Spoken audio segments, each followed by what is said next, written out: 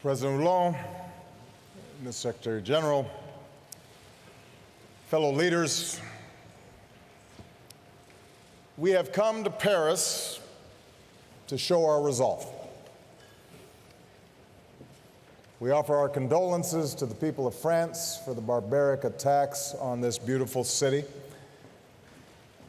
We stand united in solidarity, not only to deliver justice to the terrorist network responsible for those attacks, but to protect our people and uphold the enduring values that keep us strong and keep us free.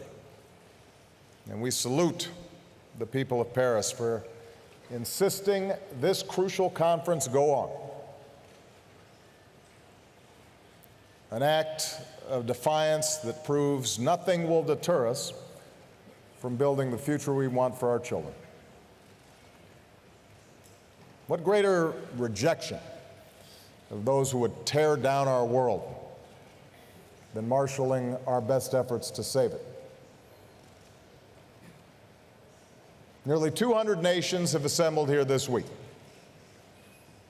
A declaration that for all the challenges we face, the growing threat of climate change could define the contours of this century more dramatically than any other. And what should give us hope that this is a turning point, that this is the moment we finally determined we would save our planet, is the fact that our nations share a sense of urgency about this challenge and a growing realization that it is within our power to do something about it. Our understanding of the ways human beings disrupt the climate advances by the day. 14 of the 15 warmest years on record have occurred since the year 2000. And 2015 is on pace to be the warmest year of all. No nation, large or small, wealthy or poor, is immune to what this means. This summer, I saw the effects of climate change firsthand in our northernmost state, Alaska, where the sea is already swallowing villages and eroding shorelines, where permafrost thaws and the tundra burns, where glaciers are melting at a pace unprecedented in modern times. And it was a preview of one possible future, a glimpse of our children's fate if the climate keeps changing faster than our efforts to address it. Submerged countries, abandoned cities, fields that no longer grow, political disruptions that trigger new conflict, and even more floods of desperate peoples seeking the sanctuary of nations not their own. That future is not one of strong economies, nor is it one where fragile states can find their footing. That future is one that we have the power to change. Right here, right now. But only if we rise to this moment. As one of America's governors has said, we are the first generation to feel the impact of climate change and the last generation that can do something about it.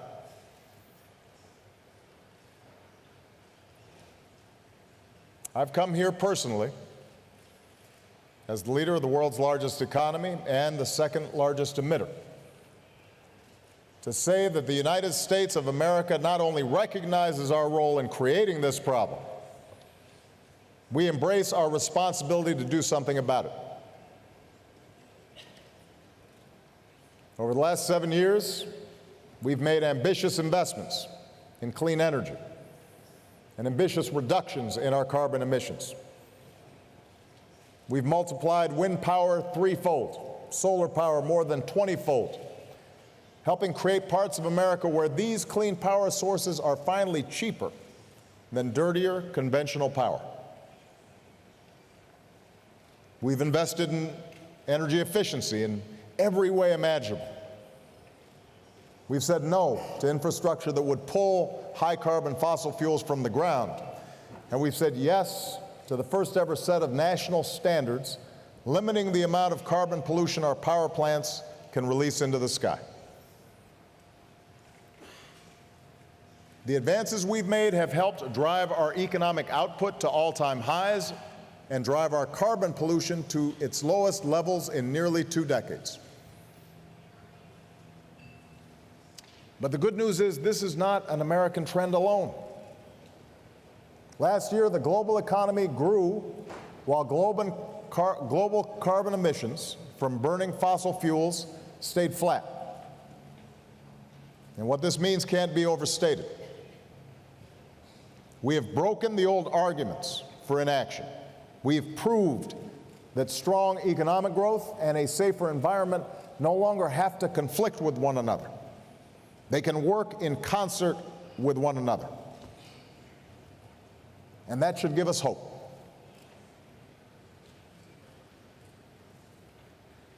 One of the enemies that we'll be fighting at this conference is cynicism. The notion we can't do anything about climate change.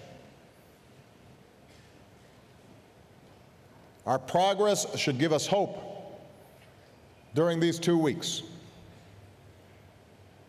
Hope that is rooted in collective action. Earlier this month in Dubai, after years of delay, the world agreed to work together to cut the super pollutants known as HFCs. That's progress. Already, prior to Paris, more than 180 countries representing nearly 95% of global emissions have put forward their own climate targets. That is progress. For our part, America's on track to reach the emissions targets that I set 6 years ago in Copenhagen. We will reduce our carbon emissions in the range of 17% below 2005 levels by 2020. And that's why last year I set a new target. America will reduce our emissions 26 to 28% below 2005 levels within 10 years from now. So our task here in Paris is to turn these achievements into an enduring framework for human progress. Not a stopgap solution, but a long-term strategy that gives the world confidence in a low-carbon future. Here in Paris, let's secure an agreement that builds in ambition, where progress paves the way for regularly updated targets. Targets that are not set for each of us, but by each of us, taking into account the differences that each nation is facing. Here in Paris, let's agree to a strong system of transparency that gives each of us the confidence that all of us are meeting our commitments. And let's make sure that the countries who don't yet have the full capacity to report on their targets receive the support that they need. Here in Paris, let's reaffirm our commitment that resources will be there for countries willing to do their part to skip the dirty phase of development. And I recognize this will not be easy. It will take a commitment to innovation and the capital to continue driving down the cost of clean energy. And that's why this afternoon I'll join many of you to announce a historic joint effort to accelerate public and private clean energy innovation on a global scale. Here in Paris, let's also make sure that these resources flow to the countries that need help, preparing for the impact of climate change that we can no longer avoid.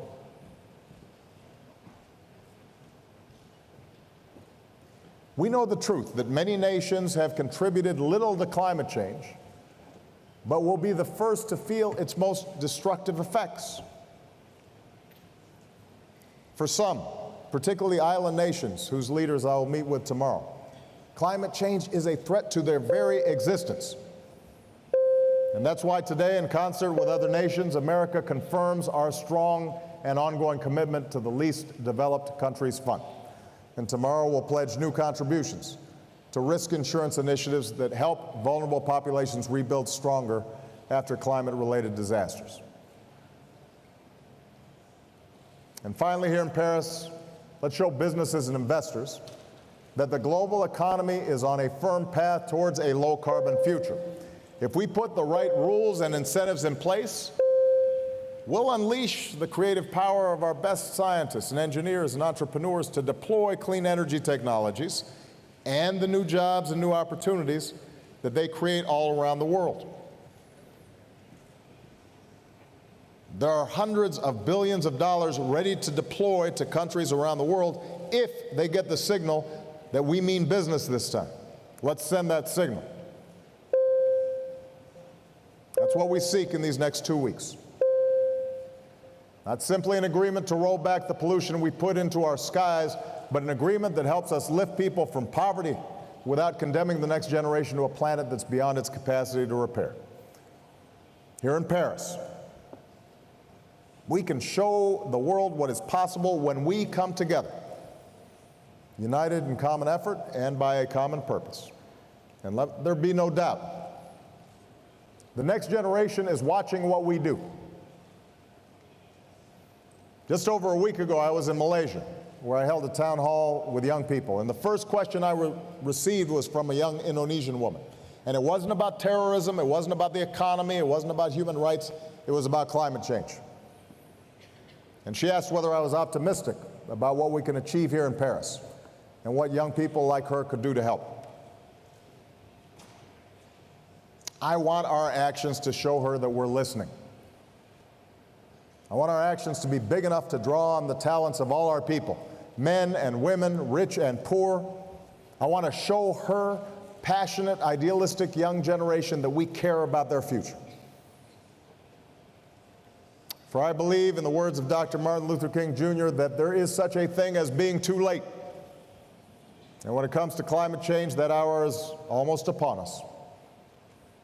But if we act here, if we act now, if we place our own short-term interests behind the air that our young people will breathe and the food that they will eat and the water that they will drink and the hopes and dreams that sustain their lives, then we won't be too late for them.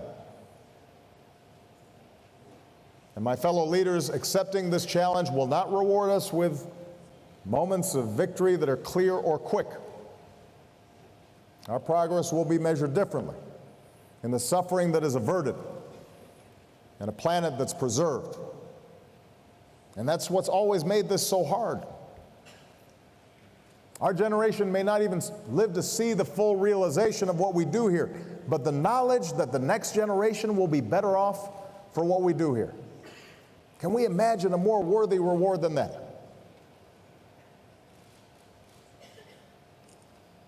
Passing that on to our children and our grandchildren, so that when they look back and they see what we did here in Paris, they can take pride in our achievement. Let that be the common purpose here in Paris. A world that is worthy of our children, a world that is marked not by conflict but by cooperation, and not by human suffering but by human progress. A world that's safer and more prosperous and more secure and more free than the one that we inherited. Let's get to work. Thank you very much.